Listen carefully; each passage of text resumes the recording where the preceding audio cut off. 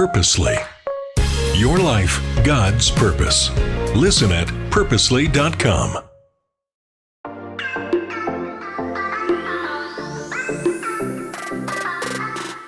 Hello, everyone, and welcome to the Gospel Tech Podcast. My name is Nathan Sutherland, and this podcast is dedicated to helping families love God and use tech.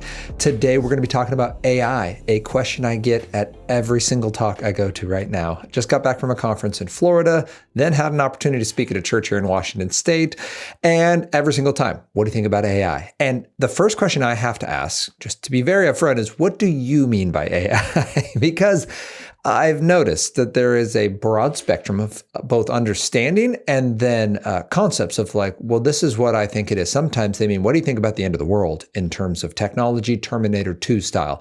Some people mean, what do you think about AI in classrooms? Some people mean, what do you think about really intelligent algorithms in machine learning, but maybe not AI per se? And some people mean, no, as an applied science in the world of technology as it's used for development and then as it's being deployed to humanity. What do you think about artificial intelligence? And sometimes they're even saying general intelligence, AI that's as good as a person across a spectrum of learning. So I say all that because AI is not just a plug and play term that we can use. And the reason, it can be a plug and play, but not for just all of us in the general world. There are specialists in the field who can talk about artificial intelligence as it comes to the training and application of that AI for specific tasks. I'm not one of those people. In fact, there was a chance recently to go speak at a forum for a massive, like one of the big 5 tech companies. And I was like, yeah, I'm happy to be a part of this conversation on AI, but like, don't put me on the main panel. I haven't designed any AI. I can't tell you how transformers work, the T in GPT. Like, I can send you some links, but like, that's not me. And they're like, no, like we want you to be, as it would apply to like students, young people, learning environments. And I'm like, oh, I would love to be a part of that conversation. Like, yeah, AI in the classroom, there's like a very little niche that I can speak to. So as we talk about AI today, as you think about it as a parent, a mentor, a teacher, maybe someone in the field who's actively using AI for your day job or are developing AI for your business or for actually the tech application, as you are a business that delivers AI to others. Just know where I'm coming from on this. I am a former teacher, a current youth tech advocate who wants to equip young people and parents to use the best tech well, to love God and use tech, and then to know where their limits are and the limits of their tech are so that we're using this tech heads up on purpose, not being shocked when it does something that we didn't think it would do. That example, simplistically, would be like tool tech versus drool tech. Don't be shocked when drool tech tries to take your time, your focus, your money, because that's what it's designed to do. Like that's its purpose. And that's with AI what I want to talk about. So we're going to be talking about 3 things you should use AI for and 3 things you should not use AI for. And I'm not going to differentiate between different types of AI, whether this is artistic AI or whether it's cognitive AI or whether it's designed for a specific task, basically, or whether it's a more general application or if it's really just fancy machine learning. But I use all that. I hope what you came away from that is AI is convoluted and Nathan is not an AI specialist. What I am is an AI consumer and a guy who works around families and kids. And so we're going to talk about 3 things that are great uses of AI. If you have never used AI, start here. I'm also going to give you 3 cautions to not use AI in this way. And this is specifically for our AI in the classroom connections, AI in business, and then like a couple little, bonus pieces, resources you can go to check out if you are interested. And I guess I'll start with, I was giving a talk right before my trip out in Tacoma, Washington, and a mom came to me and said, hey, my daughter just had an incredibly traumatic event happen with AI. And I asked her to explain, and I thought I knew where this was going to go. It actually wasn't. She had found one of these companion AIs. There are entire companies based around this. It's built into Snapchat, but doesn't matter which company she was a part of. She had formed a romantic relationship at a middle school level. She's 13. With an AI. She thought this AI was her friend, and then the AI began to talk to her romantically about how it liked her, and she reciprocated that she liked this AI. And this effectively invisible avatar became someone she was dating and then sort of catfished her. Like catfishing is the process of if you went on AI or on social media and pretended to be someone you were not, and then revealed yourself to no longer be that person. So if you went on and you're a adult male and you go on as a teenage female, that would be catfishing and creepy, but catfishing. This AI effectively did the same thing. Basically came back and was like, I'm not actually that person. I'm this other individual. And this girl was shattered and was losing sleep and was just suffering extreme anxiety. And if you don't understand what that, like how that would work, and you'd be like, that wouldn't happen to my kid.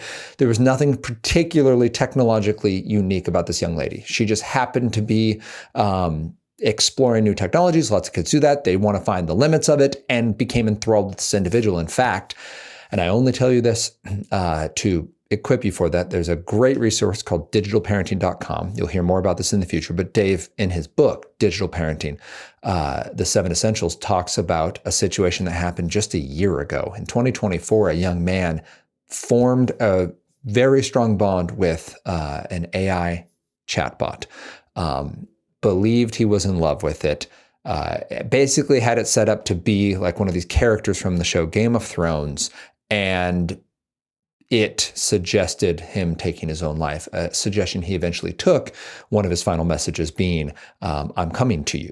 Like he believed that in this afterlife place, he would be united with his AI because the AI told him.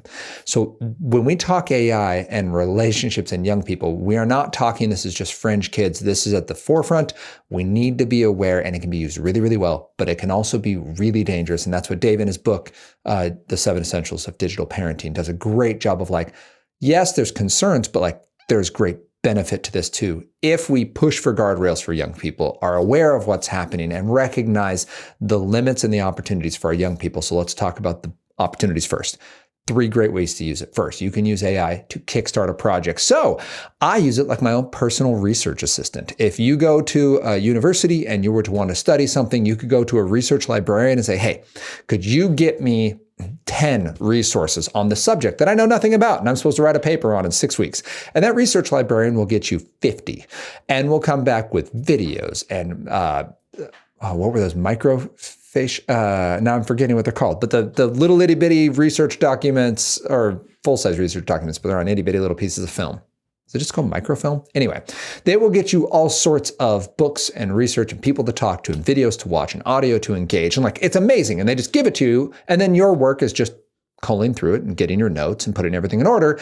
But like that research piece, there are people that are specialized to that. For those of us that don't have a regular research librarian at our fingertips, AI is a great spot to start. It used to be Wikipedia, where you go Wikipedia and then you find the links, not just what Wikipedia says, but you go to the links and then you follow those links to all the pieces. Or like a normal person, you go to a book at the back and you go to a bibliography and you go, oh, this is the research this person used. I'll start here. Go grab 5 of them.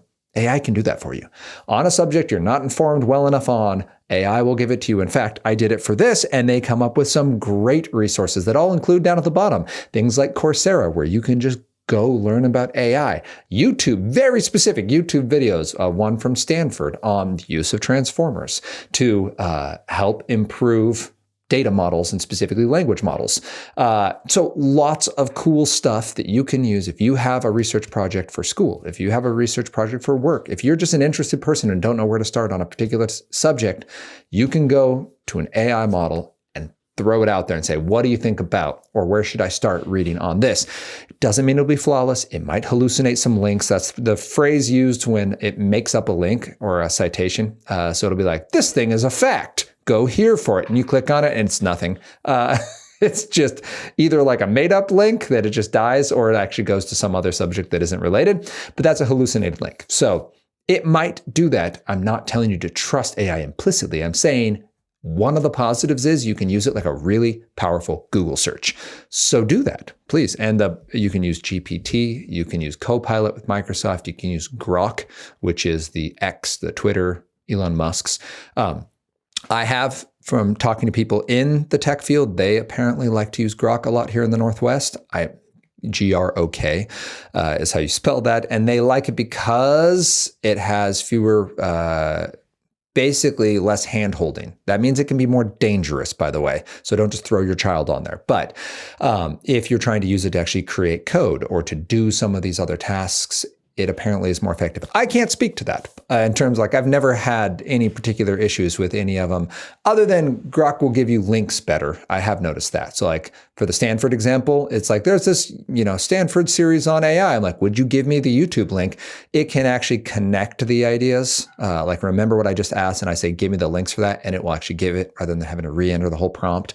Some of them, it's every entry you do, it's like you're starting over from scratch if you're using the free version. So be that as it may. All right. So that is use it as your own research librarian. I had professional speakers at a different conference in Florida say that they use closed models. So these are ones that you can host on your computer. So don't use GPT, for example. Don't go to a website and enter this information. But they say they use closed models for a talk that they've written, and then they will ask the AI to give them the 3 main points. So, hey, out of this speech, what are the 3 main focus points of it to see if the AI model can find the points. And if it comes up with different things, you can start to workshop it, right? So it's a way to get feedback that is good. That's one of the things AI does very well is summarize large amounts of information. You can use it, speaking of summarizing, on your Zoom. If you've never used it, it's amazing. You have basically a note taker all the time, and it does a very good job succinctly stating who spoke, what they said, and lets you go back through because you can get a transcript of the whole conversation too. It'll automatically translate text or words into text. And then you can go find those portions of the conversation, but give you a bulleted notes, give me 5 top bullet points so I can send this to my board members, for example, that didn't make it to this meeting. Really good use of AI. So these are ways we can use it well. We can use it like a research librarian or not a research librarian, that's overstating its abilities, but you can use it like a really powerful Google search to begin a conversation. You can use it to help hone your craft for something you've already made, and you can use it to take a task that maybe you don't have the bandwidth to do, but that will help you keep track of information and keep people up to speed in terms of group meetings and such. It can be really good for these things. So how else should we use it? So that's Kickstart's research. The other one you can do is to build on your strengths. So I have used it like a really powerful thesaurus because sometimes I'll go to the thesaurus. You can just right click on a word dictionary, thesaurus, if you're using a Mac. And it'll be like, oh, that's it. But I see where it's going. And that's just in actually like, I want this word, but in a different use. And I don't know how to get there. AI is really good at helping you use a phrase like words that mean this kind of thing. And then you can just tweak it from there. Be like, no, I need it to be more action focused, more of a verb, right? Oh no, I was actually thinking more along the lines of this word. Give me ones that feel more like that. And it's really useful. It's again, like Googling something. It understands the phrase rather than just the word itself. And if you're stuck and you've got writer's block, it's very good at getting you words or phrases that could work in the situation. So build on your own strengths. Again, honing your audience. This would fit here as well. So if you are trying to hone a talk, hone a presentation, you can use it for feedback. You can also use it. You can tell it, all right, I am, so this was recently a woman whose husband is a professional apologist. Will go into a closed model. Again, not for the internet. It's not feeding the large server model. This is just on your device, but you'll set it like, all right, I am a theologian. I'm arguing this point. You are, and then you'll tell it what you want the model to be. You are this other group who is in opposition to my ideas. A college student, a professor of this particular area, someone who believes this other worldview, and you are going to debate me. And then it will, from the internet, take from all of the information available and come with ideas and have a debate, and will allow you to hear what are the top 5 things people are going to say when they disagree with my point of view. An awesome question for it, and a spot for you to begin in a very safe environment to go, okay, all right, that is true. That is something that someone would say. Now, there's entire books written about this, and you could read dozens and dozens of books. But if you're just trying to put your toe in the water rather than just going and watching YouTube people who already know all the words and trying to parrot them, it's a great way to go and start to think through what would someone say against this point, and to begin to hone it. And this is something I can do in technology as well. What would someone say to counter this stance, right? That either this thing is very good or this thing is very bad, depending on what I'm trying to do.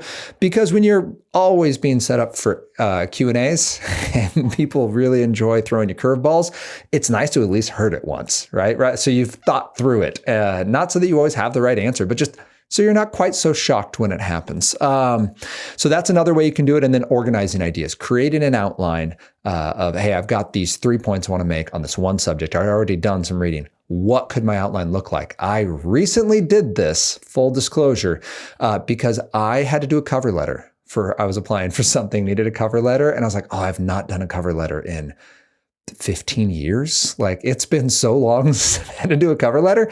And I didn't remember the format. And I left like the Word document, like default cover letter. And I was like, just a bunch of blank spaces. Like, this isn't going to help me. And so I went in, explained the position I was applying for, explained what my role is, and was like, what should my 5-paragraph cover letter be? And it was so nice to be like, oh, cover letter 1 lays out, your decision to apply for this role. 2 is why you're a good fit. 3 is, your experience in the field, like really clear. And then it bulleted, like, these are some examples of other people that you can like use to inspire. So again, using it not to do my work, but using it to help me form, because as many writers know, as many creative people know, the blank page is the worst enemy of your creative process. So it can help you fill in some spaces and get an outline. Now, many of us have those built up. Again, I haven't done a cover letter in a decade and a half, but many of us have that format. I have a format for my podcast. I have a format for how I do my workday. I don't need it to do everything for me. But there are some gaps. When I end up with a blank page, I'm like, where do I start? How do I begin this? AI can be great for kicking you off and building on your strengths. And then you can use it to support your goals. So the first thing you can do is help you get your thoughts. The second is to support your strengths. And the third is to support your goals. You have something you want to do. I have a young man, early 20s is now young, who wants to run a triathlon. And so he reached out to me. We were talking the bike side of it because I'm like, hey, I can't run to save my life, so I can't help you. And he's like, no, but like the bike training side. And we were talking. He's like, yeah, I've been using AI to make my nutrition plan and to make my training plan, which is wild. So he does his eating. And again, he doesn't take AI just on its face. He still does the math for what macros in terms of fat and carbs and protein he needs, but he uses it to build out a general dietary plan. So on Sundays, when he builds out his meals and he buys his groceries and he does his meal prep, like AI is a part of forming his nutrition and to get the right amounts of each thing in there, which is cool. Like, that's great. And then to do his training plan. When is his big days going to be? What does the build look like for a race?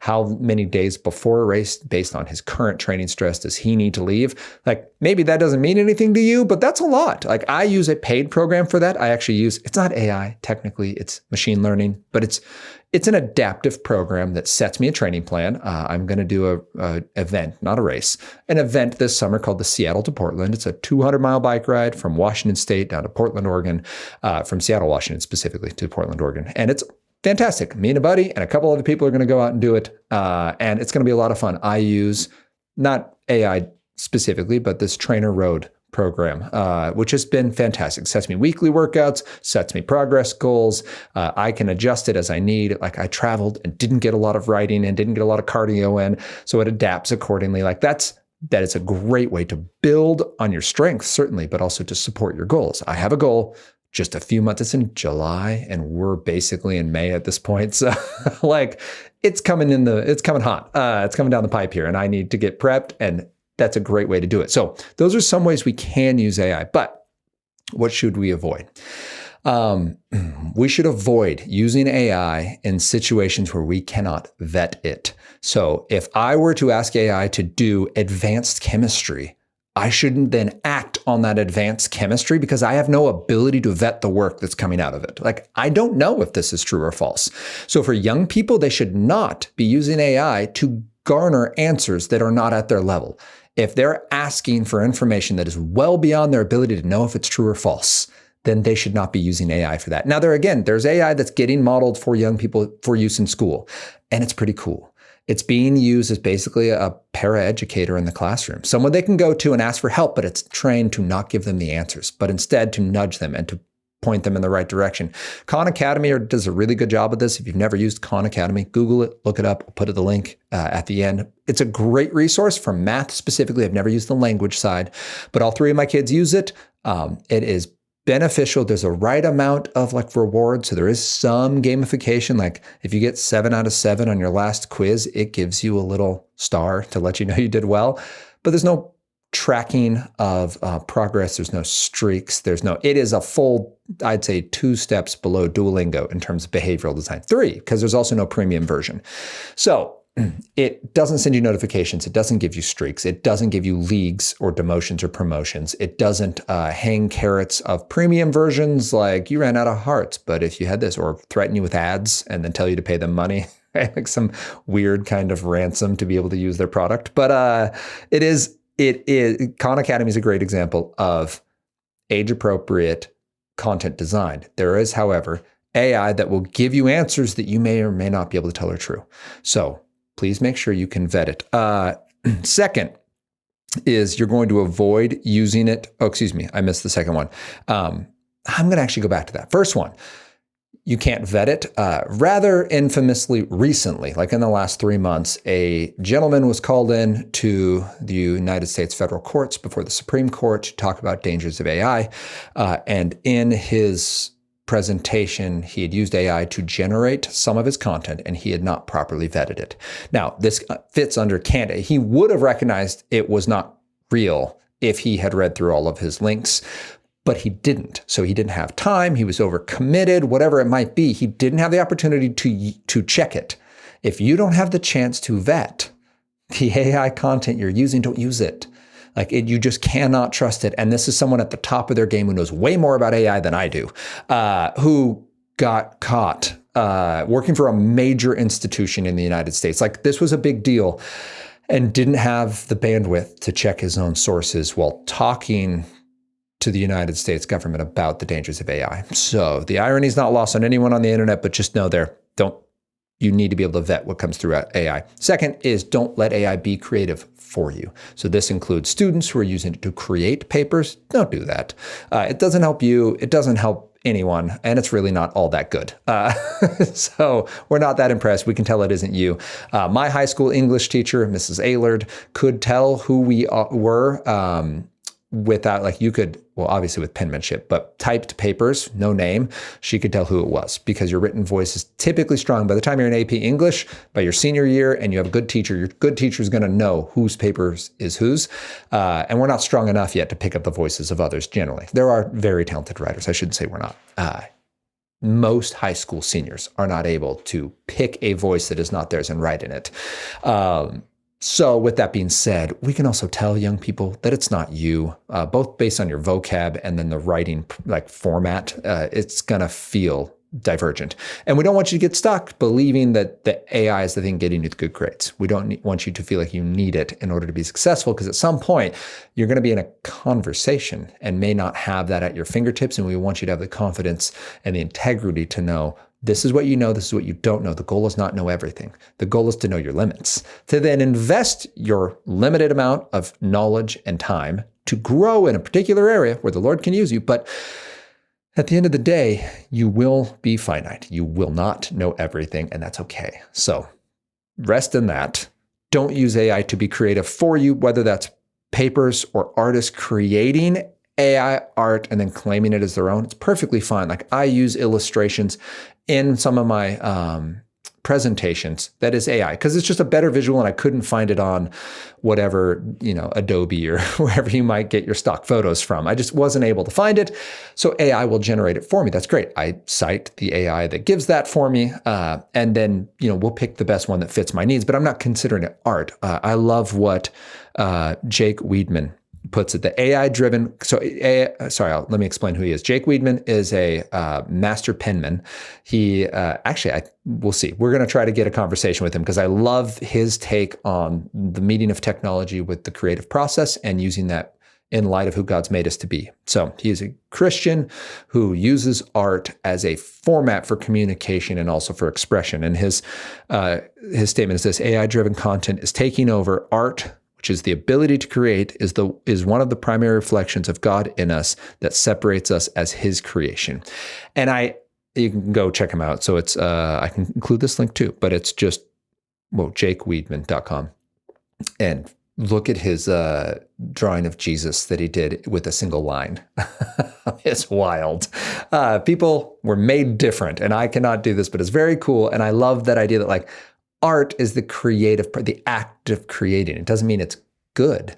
It means it's creative. It's something that Adam and Eve were doing in the garden. They were working, and it was creative work. It was art. It was naming the animals and God giving them that leeway, right? Like, sure, name this whatever you want. That's your creative process. Our kids are naturally creative. It does not mean they can go pro or make a living doing it. It means there's joy to be found in being bad at it, to doing something poorly and having that thing still be worthwhile. Like I love that idea of it, and we don't want AI to take that from us. So use AI that supports your goals and your purpose, but don't use AI as a means to a selfish end, a means to see your kingdom come, a means for you to leverage, your creative power for income per se.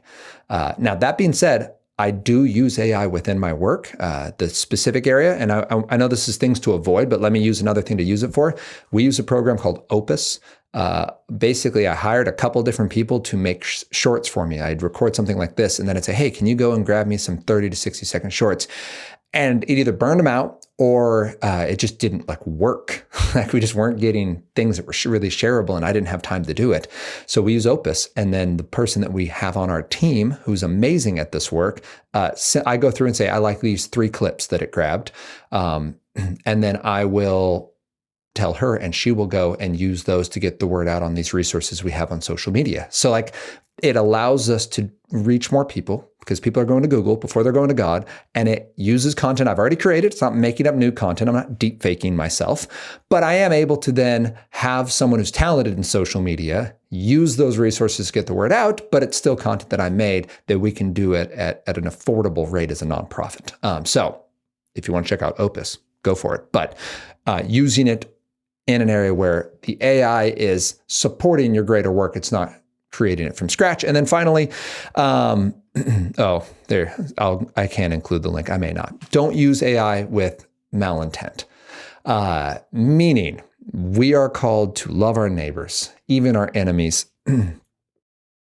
Basically commit to not using AI to humiliate, to demean, or to mock. We are told in Romans 12 to rejoice with those who rejoice and to weep with those who weep, to mourn with those who mourn. We are seeing AI being used in some extremely toxic ways. For boys, we are running into what is effectively being called sextortion scandals. They're being catfished from earlier in this conversation. They're meeting a person who befriends them online and then will exchange pictures with them that are illicit, inappropriate pictures, and the boy will eventually give in.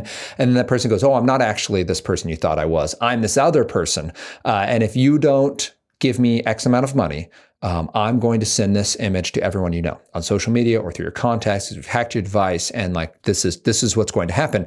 And it is bad enough that the FBI last year actually put out a notice. There was more than 1,000 reported cases in the United States. Now it's in the thousands of cases, and it's almost universally boys that are being targeted by these fake female accounts, that the boys make a bad decision. And that happens in the internet world when you have independence.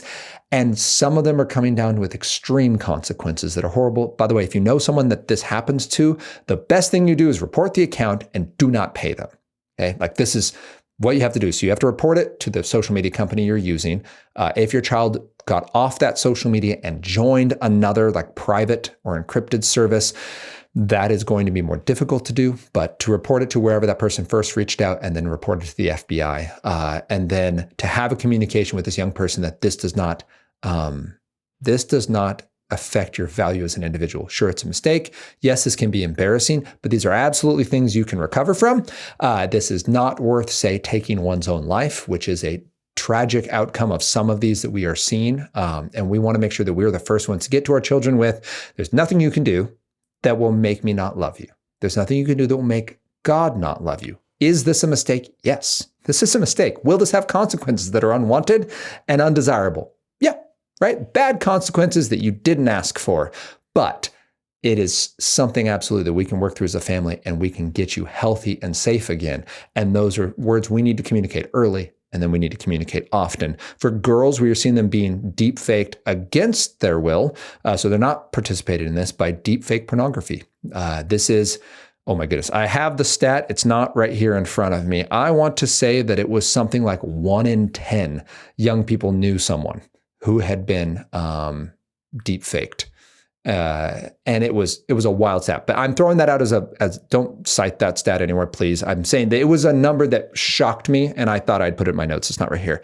But deepfake pornography is they take a picture from somewhere really safe and indescript, right? Just like you're posted with a friend and you're smiling at a party, and they take that image and they put it onto pornographic images or pornographic videos, and then they put you into that, right? Now this is your picture being posted, your video being posted, and you never actually were there. You never did this. This isn't yours. You didn't send it to anyone. Like, you have done the right thing, and yet you are still being trafficked as though you were someone who had posted this video yourself. And so we want to make sure that we are aware of this. I don't know that I'll include the link to this, but there's a rather famous case out of the UK where an individual was doing this both to minors and then to people he knew. And then those videos that were fake were getting hundreds of thousands of views on the internet from other individuals who had no idea and didn't care. And so this is when we talk about being trafficked. Like, if you took a video of yourself or took a picture of yourself and sent it to an individual, and then that individual forwarded it, like, that's considered trafficking. This is how minors can get charged with possession and dissemination of child pornography. You have a 17-year-old who takes a picture of a 17-year-old that was sent to him and then forwards it to his friends. You just trafficked that person. That is illegal. You cannot do that. But you have a 17-year-old who makes a picture or a video of a 17-year-old, and it's fake now. And now it's being sent out. Like, well, that never happened, but that person who was never involved with this image now is being trafficked without ever actually making the first mistake of disseminating their own image. Like, that is what we're seeing. And again, it does happen to boys, but we're seeing primarily on a national scale in the United States, boys are the ones being being catfished, and the girls are being the ones being deep faked.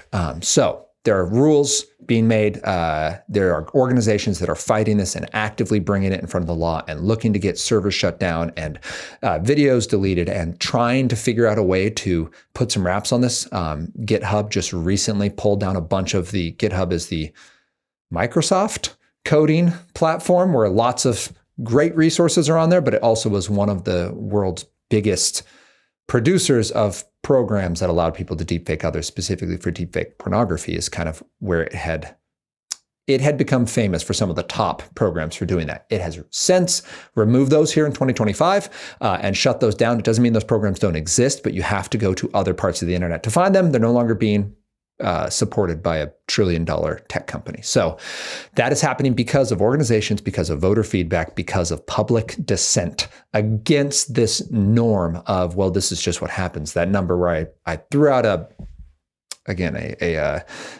potentially made up number of 1 in 10, but a very high percentage of young people know people this has happened to. And it is growing currently. And our conversations and our interactions with our children and setting up healthy boundaries is what's going to help us stymie some of the damage from that. So when we talk about AI, use it to kickstart your projects, like great Google search. Use it to build on your strengths, either in training or in writing or in speaking. Use it to support your goals that you want to accomplish a task, and it can help you get there. Creating your outline, getting rid of that blank page, giving you research to start. But then avoid using it to create content you can't vet, either because it's beyond your ability to know if it's true or false, or you don't have time and you're just using it to generate more content. Don't do that. It will burn you, and it'll hurt both your ability to do your work, but also your ability to be trusted. And that's too high a price.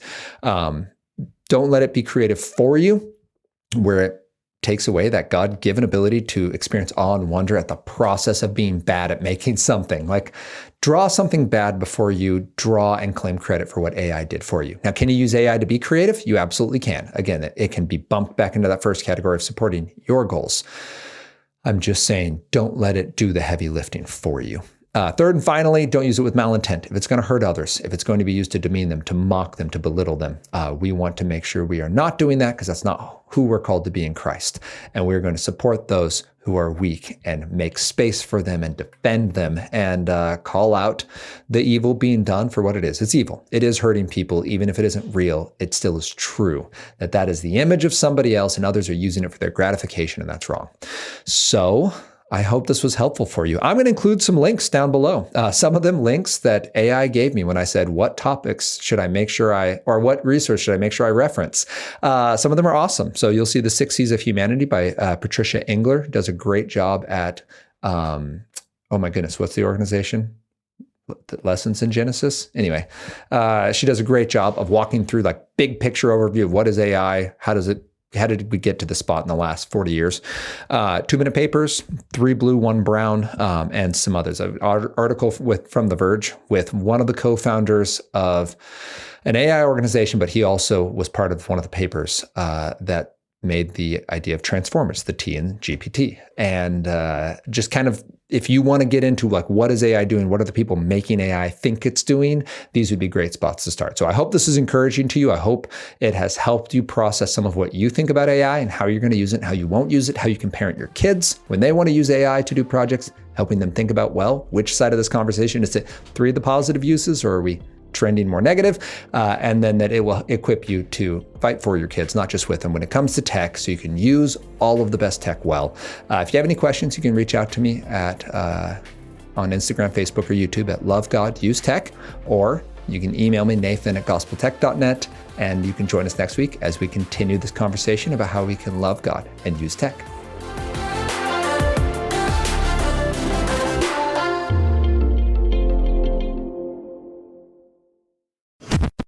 Thanks for listening. We just wanted to take a minute to let you know that just like you and your family, Purposely is also part of a family, the Christa Family of Ministries. Christa helps kids and teens learn and grow in their faith at King Schools and Miracle Ranch Camp.